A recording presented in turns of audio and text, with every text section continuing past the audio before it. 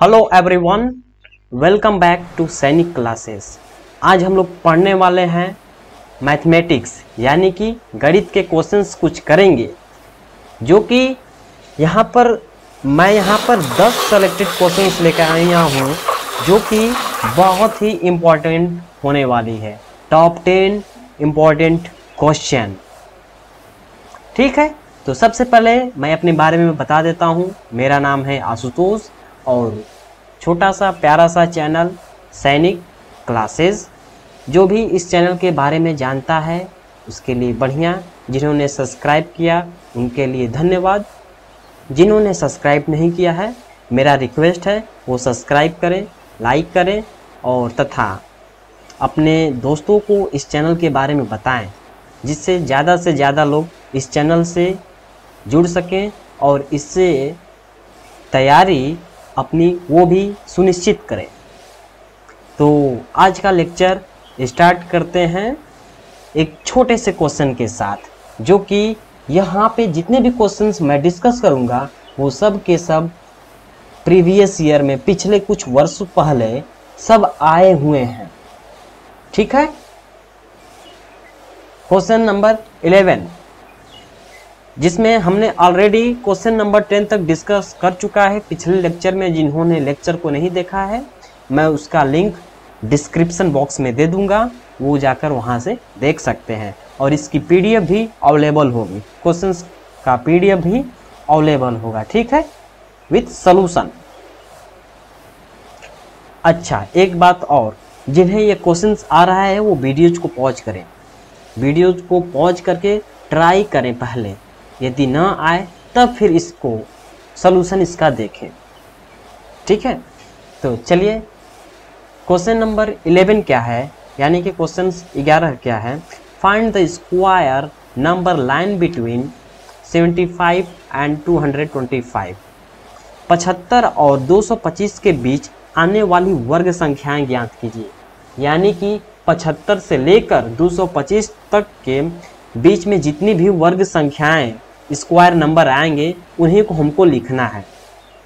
तो जैसा कि हम लोग जानते हैं 75 के बीच कौन कौन सी वर्ग संख्याएं आ सकती हैं। एक तो हमारा आ सकता है 81। ठीक है, 81 होगा।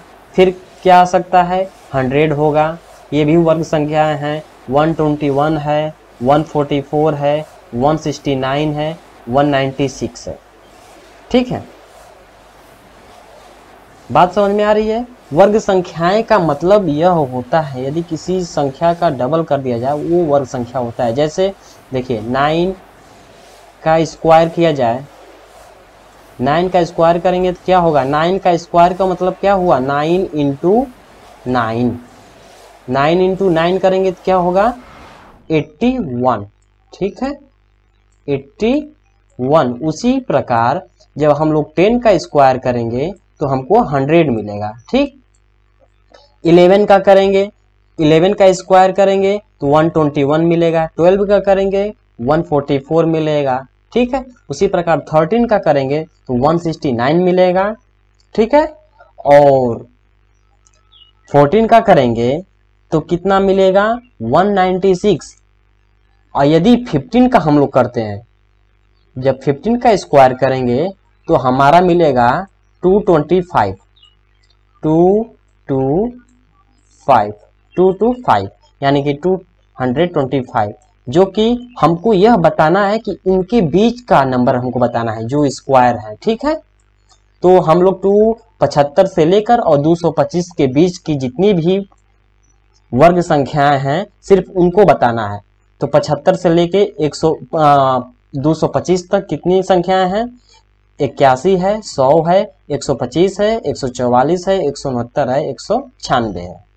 ये हमारी वर्ग संख्याएं हैं। ठीक है, चलिए नेक्स्ट क्वेश्चन नंबर 12 की तरफ चलते हैं। अब इसको सिंप्लीफाई करना है, सरल करना है, इसको छोटे रूप में देना है।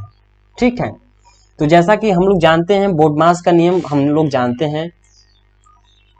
ठीक है, BODMA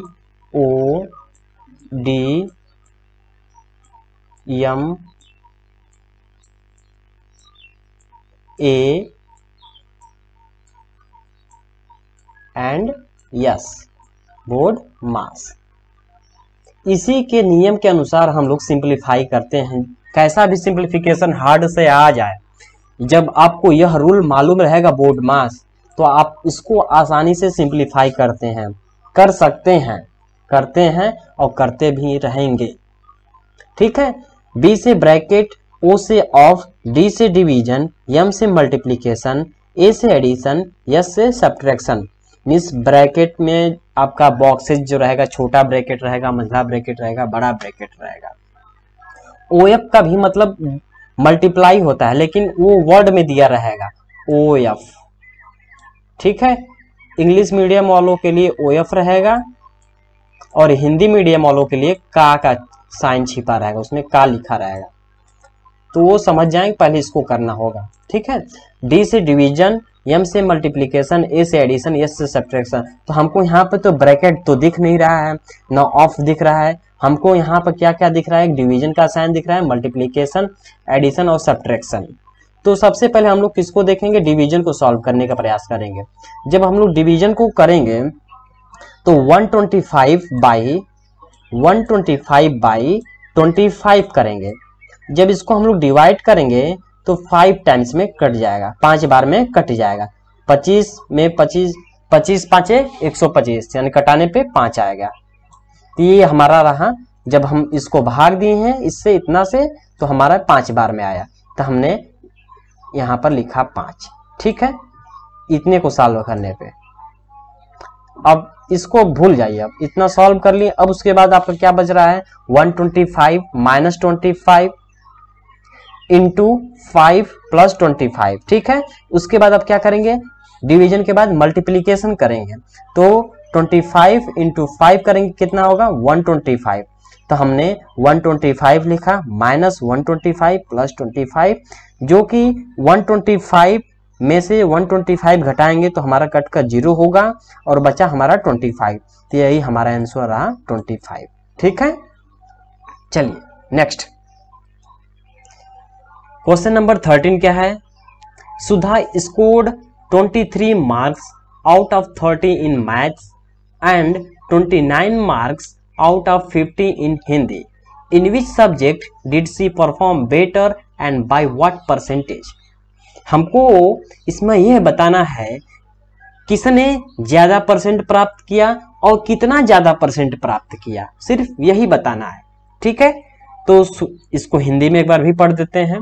सुधा ने गणित में 30 में से 23 अंक प्राप्त करती है और हिंदी में 50 में से 29 अंक प्राप्त करती है। उसने किस विषय में बेहतर प्रदर्शन किया और कितने प्रतिशत से। ठीक है। तो बहुत ही आसान, देखिए कैसे सॉल्व करेंगे। देखिए जब भी आप लोग का टेस्ट होता होगा क्लास में, जैसे मान लीजिए आपको क्लास में टेस्ट होता होगा 10 नंबर का, 10 नंबर का टेस्ट होता होगा, जिसमें आपका मान लीजिए 7 नंबर आता है, तो आपको टीचर किस फॉर्मेट में लिखते हैं, 7/10, 7/10।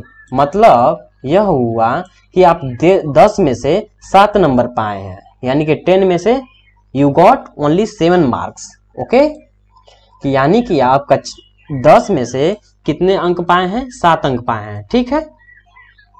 तो क्वेश्चंस क्या है, मैथ में क्या है, मैथ में 30 अंक का पेपर होता है, जिसमें से सुधा 23 अंक प्राप्त करती है। ठीक है। उसी प्रकार हिंदी में, हिंदी का पेपर 50 अंक का होता है, जिसमें से हिंदी में सुधा कितना पाती है, 29 अंक। ठीक है। तो सबसे पहले इसका प्रतिशत निकाला जाए, मैथ में कितना परसेंट पाती है, हिंदी में कितना परसेंट पाती है। तो मैं आपको बता रहा हूं, यदि किसी संख्या को प्रतिशत में बदलना होगा तो आप क्या करेंगे, 100 से मल्टीप्लाई करेंगे। क्या करेंगे, 100 से मल्टीप्लाई। पहले अपने कॉपी पे इसको जरूर लिखिए। मैं क्या बोल रहा हूं इसको फिर से एक बार रिपीट करता हूं। यदि किसी संख्या को प्रतिशत में बदलना हो तो 100 से गुणा करेंगे। ठीक है, 100 से गुणा करेंगे। एक बार मैं फिर से रिपीट कर देता हूं।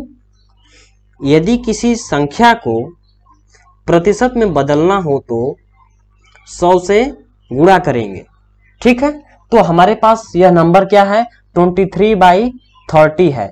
इसको हमको परसेंटेज में बदलना है। परसेंटेज में बदलने के लिए क्या करेंगे 100 से गुणा। तो वही हमने परसेंटेज में बदलने के लिए 100 से गुणा किया है, जो कि इसको करने के बाद सॉल्व करने के बाद 76.6% आएगा। ठीक है 76.6% आएगा। ठीक है यानी कि 76.6% आएगा। 23/30 गुणते 100 बराबर 76.6%। यानी कि मैथ में कितना परसेंट पा रही है सुधा 76.6%। उसी प्रकार अब हिंदी की भी गणना कर लेते हैं। हिंदी में कितना प्रतिशत पाई, हिंदी में प्रतिशत कितना पा रही है अब यह बता देते हैं। प्रतिशत में बदलने के लिए क्या करते हैं 100 से गुणा। तो वही रूल यहाँ पर भी अपनाएंगे। हिंदी का अंक कितना है 29/25 और इसको प्रतिशत में बदलने के लिए क्या करेंगे 100 से गुणा। तो इसको सॉल्व करेंगे तो हमारा क्या आएगा 58% यानी कि 58%। तो सुधा हिंदी में कितना परसेंट पा रही है 58% पा रही है। यानी कि दोनों का परसेंट देखा जाए मैथ का और फिजिक्स का, तो ऑब्वियसली मैथ का परसेंटेज ज्यादा है जिसमें 76.6% है, जबकि हिंदी में 58% है। यानी कि मैथ का जो रिजल्ट है वो बेटर है कंपैरिजन टू हिंदी। तो ठीक है, तो यहां पर हमसे क्या पूछा in which subject did she perform better. वो किसमें परफॉर्मेंस अच्छा दे रही है, किसमें उसका अच्छा परसेंट आ रहा है, तो मैथ में आ रहा है। ठीक है मैथ में उसका बेटर परफॉर्मेंस है, अच्छा है। अब कितना बेटर परफॉर्मेंस है वो देख लेते हैं। कितना बेटर परफॉर्मेंस है, कितना अच्छा प्रतिशत है उसके कंपैरिजन में। तो जहां कंपैरिजन की बात आ जाती है, डिफरेंस की बात आती है, अंतर की बात आती है, तो क्या करेंगे घटाएंगे। जो कि अच्छे वाले में से थोड़ा कम को घटाएंगे, यानी कि 76.6 में से 58 को घटाएंगे तो 18.6% मैथ अच्छा है कंपैरिजन टू हिंदी। इनसे ज्यादा है 58% से ज्यादा है। कितना ज्यादा है 18.6%। ठीक है चलिए क्वेश्चन नंबर 14 की तरफ चलते हैं। देखिए यहां पर हमको find the HCF of 902, 1394 and 3321। 902, 1394 और 3321 का एचसीएफ ज्ञात कीजिए। एचसीएफ मीन्स मसो यानी कि हाईएस्ट कॉमन फैक्टर। यहां पर हमको मसो ज्ञात करना है। हिंदी में इसको मसो बोलते हैं, महत्तम समापवर्ती। ठीक है तो सबसे पहले हम लोग देख लेते हैं, इसमें से 2 अंकों को उठा लेते हैं। पहले तो छोटे अंक को उठा लेते हैं, छोटे को ही लेकर सॉल्व करें। जब भी आपका क्वेश्चन ऐसा आ जाए ना, तो सबसे पहले आप क्या करिए, पहले छोटे अंक को करिए और फिर उससे थोड़ा बड़े अंक को लीजिए, एक साथ 2 अंकों को। ठीक है तो मसो निकालने के लिए क्या करते हैं हम लोग भाग देते हैं। 902 का भाग देते हैं 1394 में, यानी कि 1394। जब इसका भाग लेकर जाएंगे तो हमारा एक बार जाएगा। ठीक है तो हमने एक बार ऊपर लिख दिया, यानी कि 1 टाइम्स गया। ठीक है तो हमने ऊपर लिख दिया। फिर उसके बाद सब्ट्रैक्ट करते हैं। 4 में से 2 गया 2, 9 में से 0 गया 9। अब देखिए यहाँ पर 3 है, यहाँ तो इससे तो घटेगा नहीं, तो ये क्या कर लेता है, इससे कैरी ले लेगा। यानी कि इसका वैल्यू कितना होगा 13 हो जाएगा। 13 में से 9 गया 4, यहाँ पर बचा 0, तो यहाँ पर कुछ नहीं हुआ। ठीक है अब हमारा रिमाइंडर कितना आया, शेषफल कितना आया 492 आया। देखिए मसो का लगाने का ट्रिक यही है, जैसे आप भाग दे रहे हैं भाग दीजिए, उसके बाद जिसे आप भाग दिए हैं फिर उसको उससे भाग दीजिए। अब यहाँ पर क्या करेंगे 902 को फिर से यहाँ पर लिखेंगे। 902 को लिखने के बाद फिर इसमें 902 में भाग देंगे 492 का, तो हमारा शेषफल कितना आ रहा है 410 आ रहा है। और फिर अब उसके बाद नेक्स्ट स्टेप में क्या करेंगे 492 को उतारेंगे यहाँ पे। ठीक है अब फिर इसका भाग देंगे तो 410 एक बार गया, अब फिर उसको घटाएंगे तो 82 होगा। 82 में फिर क्या करिए आप 410 को उतारिए। 410 को उतारने के बाद ये 5 बार में कट जाएगा, तो ये हमारा 82 यहाँ तक रहा। ठीक है अब हमारा नंबर अभी क्या बचा है 3321 नंबर ये बचा हुआ है। तो 82 का भाग 3321 में लेकर जाते हैं। देखते हैं, जब हम लोग 82 का भाग लेकर जाएंगे, ठीक है, तो यह 4 बार जाएगा, 4 बार यानी कि 328। जब इसको घटाएंगे तो 4 बचेगा, ठीक है, बाकी सब कट जाएगा। अब बचा है 1, भाग तो जा नहीं रहा है तो हमने क्या बढ़ाया 0, ठीक है। तो ये हमारा रिमाइंडर कितना आया 41 आया, यानी कि 41 आया। अब उसके बाद क्या करेंगे 82 को उतारिए, फिर से करिए भाग, कट गया यानी कि 2 बार, यानी कि यह रिमाइंडर जो हुआ यही आपका एचसीएफ हो। जो वहां पे आपका भाग पूरी तरह से कट जाए, पूरी तरह से कट जाए, वही आपका एचसीएफ होगा, ठीक है। वही आपका हाईएस्ट कॉमन फैक्टर होगा, वही आपका महत्तम समापवर्ती होगा, ठीक है। तो आपका एचसीएफ कितना आया 41, ठीक। चलिए next, Zubaida took a loan of ₹400 per on 12% annual interest. After 3 years, how much money she will have to return? Zubaida ने कर्ज लेती है 4,000 रुपये 12% वार्षिक ब्याज की दर पे। 3 साल बाद उसे कितना पैसा लौटाना होगा, ठीक है। तो इसमें देखा जाए तो जुबैदा क्या कर रही है, कहीं से 4,000 रुपये का इकट्ठा करती है, और वो जो इकट्ठा करती है उसको पे 12% टैक्स देकर फिर उसको चुकाना होगा, प्रत्येक वर्ष का 12%, ठीक है।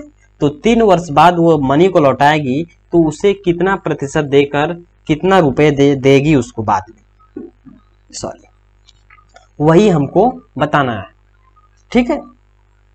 तो देखिए इसमें आप लोग यहाँ पर क्या आपको दिख रहा है, ये प्रिंसिपल, ये हमारा प्रिंसिपल है, प्रिंसिपल अमाउंट यानी कि यह मूलधन है, ठीक है। और ये 12% क्या है, ये हमारा रेट है, इसको दर बोलते हैं हिंदी में, ठीक है।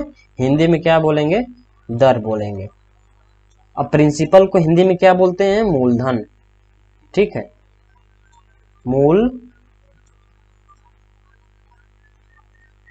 मूलधन, ठीक है। मैंने यहाँ पर लिखा भी है, प्रिंसिपल इसको बोलेंगे, पी को पी से डिनोट करते हैं, जो कि शॉर्ट फॉर्म है पी से, जो कि हमारा यहाँ पर 4,000 रुपए है, इसको मूलधन के को नाम देंगे।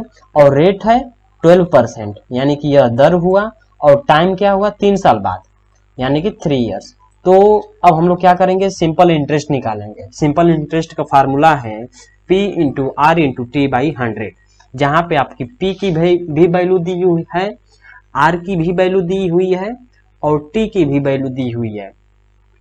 P into R into T यानी कि मूलधन गुणते दर गुणते समय बटा 100, यानी कि सिंपल इंटरेस्ट को हिंदी में बोलते हैं साधारण ब्याज, ठीक है। इंपॉर्टेंट फार्मूला है। सबसे पहले आप क्या करिए, इसको फार्मूले को लिख लीजिए कॉपी में और इसको याद कर जाइएगा, क्योंकि क्वेश्चंस फार्मूले पे ही ज्यादा बेस्ड आते हैं। तो अब हम लोग क्या करते हैं, फार्मूले का उपयोग करते हैं और वैल्यू सब्स्टिट्यूट करते हैं। P का वैल्यू कितना है 4,000, यानी कि मूलधन कितना है 4,000 गुणते 12% गुणते 3 साल बटा 100। जब इसको सॉल्व करेंगे, यहाँ से एक ये कट गया और यहाँ से ये दोनों 0 कट गए, ठीक है। 40 गुणते 12 गुणते 3 करेंगे तो 1440 आ जाएगा, यानी कि ये हमारा ब्याज हुआ, 3 साल का ब्याज हुआ। 3 साल में इतना उसमें ऐड करके पैसा देगी, जो कि 4,000 रुपये ली थी, 4,000 रुपया प्लस 1440 यानी कि 1,440 रुपया और उसमें डालेगी, फिर उसको वापस करेगी, उतना वो रिटर्न करेगी, ठीक है। तो उसी को हम लोग मिश्रधन के फॉर्म में जानते हैं, मिश्रधन नाम देते हैं, अमाउंट जिसको बोलते हैं। अमाउंट इक्वल टू क्या होता है, P plus SI, P plus यानी कि मूलधन प्लस ब्याज, मूलधन और ब्याज दोनों को मिलाकर हम लोग मिश्रधन बोलते हैं, ठीक है। तो मूलधन हमारा कितना था 4,000 रुपया और ब्याज कितना था 1,440, जब इसको जोड़ेंगे तो 5,440 आएगा। तो वो 5,440 3 साल बाद सुधार रिटर्न करेगी। ठीक है, जैसा कि अभी मैंने बताया formula simple interest P into R into T by 100, इसको जरूर से जरूर आप लोग कॉपी में लिख लीजिएगा, क्योंकि यह इम्पोर्टेंट है। एग्जाम में ज़्यादातर फार्मूले पर ही क्वेश्चन बेस्ड होते हैं। ठीक है, मैं हर लेक्चर में आपको विशेष तौर पे फार्मूला प्रोवाइड करता हूं, जो कि हर लेक्चर में 2-3 फार्मूला पे क्वेश्चन बेस्ड ही रहते हैं। ज़्यादातर फार्मूले पे ही बेस्ड है, थिंकिंग पे तो बहुत कम है, लेकिन थिंकिंग करना भी बहुत ज़रूरी है। थिंकिंग के साथ साथ फार्मूला लर्न होना बहुत ही जरूरी है। चलिए क्वेश्चन नंबर 16 की तरफ चलते हैं। अब क्वेश्चन नंबर 16 में क्या दिया है, find the square root of A. Question है 225/36 और क्वेश्चन बी है 121/16, यानी कि 225/36 and question B is 121/16। We have to find square root, यानी कि वर्गमूल ज्ञात करना है इन लोगों का। जो हमारा क्वेश्चन दिया हुआ है इनका हमें क्या करना है, वर्गमूल ज्ञात करना है। ठीक है, जैसे कि मान लीजिए मैं छोटा सा एक क्वेश्चन को लेकर समझाता हूं, तब उसके बाद इसको करने का प्रयास करेंगे। जैसे यह 9 है, ठीक है, यह 9 हुआ, इसको हम लोग फैक्टराइज कर लेते हैं। देखते हैं 3 से डिवाइड करते हैं, 3 3 जा 9, ठीक है, 3 से फिर कटेगा 1, यानी कि वर्गमूल में हम लोग क्या लेते हैं, 2-2 का पेयर बनाते हैं। वर्गमूल में 2-2 का पेयर बनाएंगे, तो इसका कितना रहा 3, इसका आंसर 3 रहा, यही हमारा वर्गमूल रहा। ठीक है, उसी प्रकार मान लीजिए हम लोग 16 का करते हैं, तो देखिए यह 2 से कट रहा है 16, 2 8 जा 16, 2 8 16, तो हमने यहाँ पर 8 लिखा। फिर उसके बाद 2 से भाग देते हैं 8 में, तो कितना बार जाएगा, 4 बार, मैंने लिखा 4 बार। फिर 2 से फिर इसमें भाग देते हैं 4 में, 2 दूनी 4, फिर 2 बार गया। फिर उसके बाद 2 में 2 से भाग देते हैं 1, यानी कि इसमें हमने क्या बताया, वर्गमूल में 2-2 का पेयर बनता है, 2-2 का जोड़ा बनता है, तो हम लोग 2-2 का जोड़ा बना लेते हैं। अब इसमें से एक, इसमें से 2 ले लीजिए, एक यहाँ से 2, तो 2 इसमें से लिए तो यहाँ का 2 हुआ, ठीक है, और एक यहाँ का 2, यानी कि अब इन दोनों को मल्टीप्लाई कर लिए, 2 × 2 करेंगे, क्या आएगा, 4 आएगा, तो यह 16 हुआ। यानी कि वर्गमूल 16 का कितना आएगा, यह वर्गमूल का साइन होता है। ठीक है, तो 16 का वर्गमूल कितना आया, 4 आया। ठीक है, वर्गमूल का साइन यही है, ये वाला जो साइन मैं बनाया हूं, ये वर्गमूल का साइन है। ठीक है, तो अब चलिए क्वेश्चन पे देखते हैं।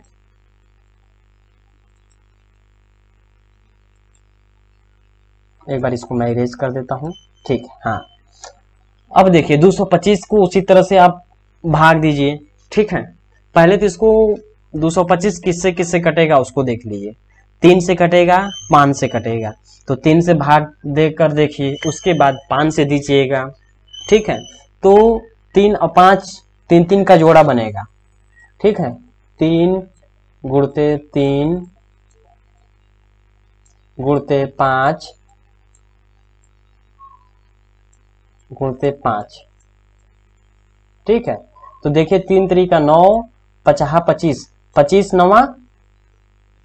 9 225 होता है, आप लोग जानते भी हैं। तो मैंने क्या बताया हूं, वर्गमूल में 2-2 का जोड़ा होता है, तो 2-2 का हमने यहाँ पर जोड़ा लिया। एक इसमें से 3 ले लीजिए और एक इसमें से 5 ले लीजिए। ठीक है, तो 5 3 जा 15, तो आंसर ये 15 आएगा, तो हमने यहाँ पर इसको 15 किया। उसी प्रकार 36 का भी निकाल लेते हैं, तो 6 6 जा 36 होता है। ठीक है, तो उसमें से एक 6 निकाल लेते हैं, एक 6 निकालेंगे तो हमारा 6 हो गया, तो 15/6। ठीक है, 15/6 लिखेंगे, तो ये हमारा पहला सॉल्व हो गया। अब दूसरा उसी प्रकार करते हैं, 121 को फैक्टराइज करेंगे, तो 121 कब होगा, 11 गुणते 11 करेंगे, यानी कि 11 × 11 करेंगे तो 121 होगा। उसी प्रकार 16 को जब करेंगे, 4 × 4 करेंगे तो हमारा 16 होगा। तो यहाँ पे दोनों जोड़ा जब बन रहे हैं 11 इंटू 11, तो एक यहाँ से आप 11 ले लीजिए और यहाँ से एक 4 ले लीजिए, तो 11/4 यही आपका आंसर रहा। ठीक है, क्वेश्चन नंबर 17 की तरफ चलते हैं। क्वेश्चन नंबर 17 में क्या है, a baby elephant drinks around 12 litre of milk every day, how much milk will it drink in 2 years. एक हाथी का बच्चा है, यानी कि एक दिन में 12 लीटर दूध पीती है। ठीक है, एक दिन में 12 लीटर दूध पीती है, तो वह 2 साल में कितना दूध पिएगी। कितना दूध पिएगी 2 साल में, बहुत ज्यादा दूध पिएगी। तो इसके लिए क्या करेंगे, मल्टीप्लाई करेंगे। ठीक है, एक दिन में 12 लीटर दूध पीती है, तो 2 साल में कितना लीटर दूध पिएगी, ज्यादा पिएगी। जैसा कि हम लोग जानते हैं एक साल में कितना दिन होता है, एक साल में 365 दिन होता है। ठीक है, तो 2 साल में कितना दिन होगा, तो उसमें 2 का मल्टीप्लाई करिए, तो आपका 2 साल का दिन निकल जाएगा 730 दिन। ठीक है, यानी कि 730 दिन हुआ, 730 दिन। ठीक, 730 दिन हुआ, यानी कि एक दिन में 12 लीटर, तो 730 में कितना करेगी, 730 गुणते 12 करिए, तो आपका आंसर आएगा 8760 लीटर, यानी कि 8760 लीटर दूध पिएगी 2 साल में। ठीक है, चलिए क्वेश्चन नंबर 18 की तरफ चलते हैं।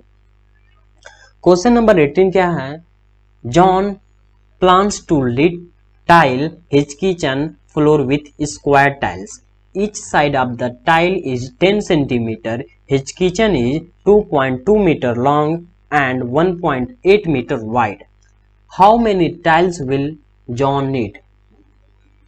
जॉन ने क्या करते हैं, जॉन के पास किचन है, किचन में चौकोर टाइल्स लगाने की योजना बनाते हैं। ठीक है, जिसकी टाइल्स की भुजा रहेगी, उन्होंने फिक्स्ड किया हुआ है टाइल्स की भुजा 10 सेंटीमीटर ही होनी चाहिए।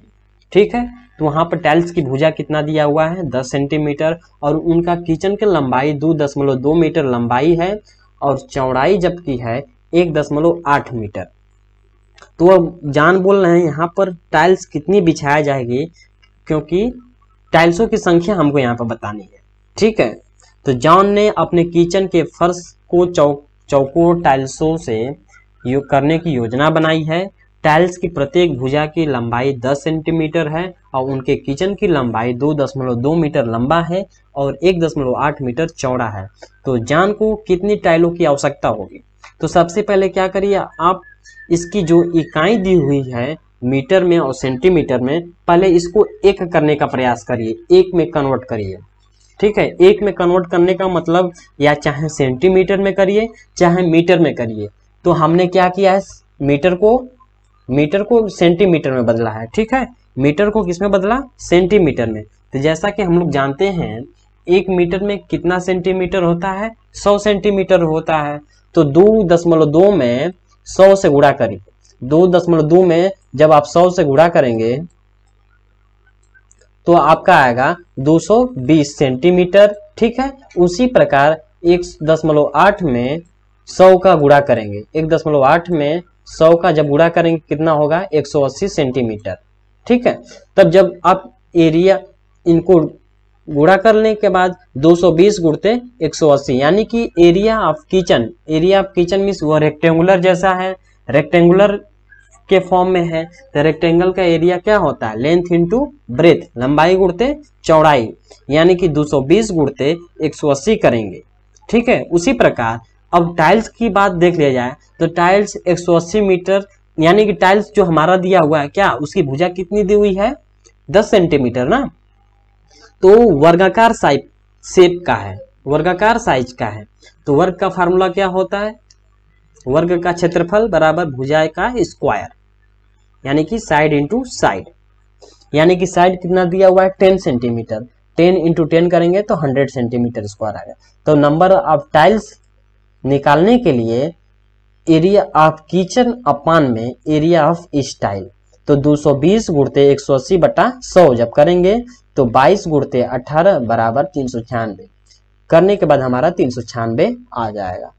ठीक है, चलिए question number 90। There are 28 laddoos in 1 kg। How many laddoos will be there in 8 kg if 16 laddoos can be packed in 1 box. How many boxes are needed to pack all the laddoos. एक बार हिंदी में भी मैं पढ़ देता हूं। एक लड्डू में नो 1 किलो में 24 लड्डू होते हैं। ठीक है, 1 किलो में 24 लड्डू होते हैं और 8 किलो में कितने लड्डू होंगे पहले तो ये बताना है। उसके बाद यदि 16 लड्डू एक डिब्बे में पैक किए जाते हैं तो सभी लड्डू को पैक करने के लिए कितने डिब्बों की, कितने बॉक्सों की आवश्यकता होगी, तो यही हमसे पूछ रहा है। ठीक है, तो सबसे पहले हम लोग को क्या दिया हुआ है, 1 किलो में कितना लड्डू चढ़ रहा है, कितने लड्डू बन रहे हैं, 24 लड्डू। ठीक है, तो 8 किलो में कितने लड्डू बनेंगे, ज्यादा बनेंगे, ज्यादा के लिए क्या करेंगे, गुणा करेंगे, 24 गुणते 8 यानी कि 24 इंटू 8, तो 192 लड्डू हो जाएंगे। ठीक है, जबकि 18 लड्डू एक बॉक्स में पैक हो रहे हैं, 18 लड्डू एक बॉक्स में पैक हो रहे हैं, तो 192 लड्डू कितने बॉक्सों में पैक होंगे, तो क्या करेंगे, भाग दे देंगे। 18 नहीं 16 लड्डू है ना, 16 लड्डू। एक बार मैं फिर से इसको बता देता हूं, 1 kg में 16 लड्डू हो रहे हैं। ठीक है, 1 kg में 16 लड्डू, तो 8 kg में कितने लड्डू होंगे, ज्यादा होंगे, तो ज्यादा के लिए क्या करेंगे, मल्टीप्लाई, यानी कि 24 इंटू 8 करेंगे तो 192 लड्डू हो जाएंगे। ठीक है, तो रिक्वायर्ड नंबर ऑफ बॉक्सेस मतलब बॉक्सों की संख्या, बॉक्सों की आवश्यकता कितनी होगी, तो 192 में जब आप 16 से भाग देंगे तो 12 बॉक्सों की आवश्यकता होगी। ठीक है, ठीक, चलिए क्वेश्चन 20 की तरफ चलते हैं। Find the mean of first 10 even number. प्रथम 10 सम संख्याओं का माध्य ज्ञात कीजिए। बहुत ही आसान है, बस मेरे साथ बने रहिए, मैं आपको सिखाने का चैलेंज देता हूं, मैं आपको सिखा कर ही रहूंगा, भले कितना से कितना पुअर स्टूडेंट हो, जिनको मैथ समझ में नहीं आएगा फिर भी वो समझ सकते हैं। मैं इतने छोटे छोटे टर्म के साथ, इतने बेस्ट एक्सप्लेनेशन के साथ मैं बता रहा हूं। ठीक है, तो मीन का मतलब यह होता है माध्य, मतलब औसत निकालना है यहां पर। ठीक है, तो देखिए सबसे पहले इवन नंबर क्या होते हैं, यानी कि सम संख्या क्या होते हैं। सम संख्या उसे कहते हैं किसी भी नंबर में 2 से डिवाइड करने पर पूरी तरह से डिविजिबल यानी कि पूरी तरह से विभाजित हो जाती है, उसे हम लोग क्या बोलते हैं, सम संख्या बोलेंगे। ठीक है, उसे हम लोग क्या बोलेंगे, सम संख्या बोलेंगे। जो नंबर 2 से पूरी तरह से विभाजित हो जाए उसे सम संख्या बोलेंगे। तो जैसा कि हम लोग देख रहे हैं, प्रथम 10 सम संख्याएं लिखना है, तो 2, 4, 6, 8, 10, 12, 14, 16, 18, 20 ये हमारी सम संख्या है। प्रथम 2 से भाग देंगे 2 में तो ये भी कट जा रही है, 2 में 4 से भाग देंगे तो ये भी कट जाएगी, 2 में 6 से भाग देंगे तो ये भी कट जाएंगे, यानी कि इस प्रकार यह क्या हुई, सम संख्या हुई। और यदि मीन निकालना है तो देखिए सबसे पहले ऊपर कितने संख्या लिखे हुए हैं, 1 संख्या, 2 संख्या, 3 संख्या, 4 संख्या, 5 संख्या, 6 संख्या, 7 संख्या, 8 संख्या, 9 संख्या, 10 संख्या।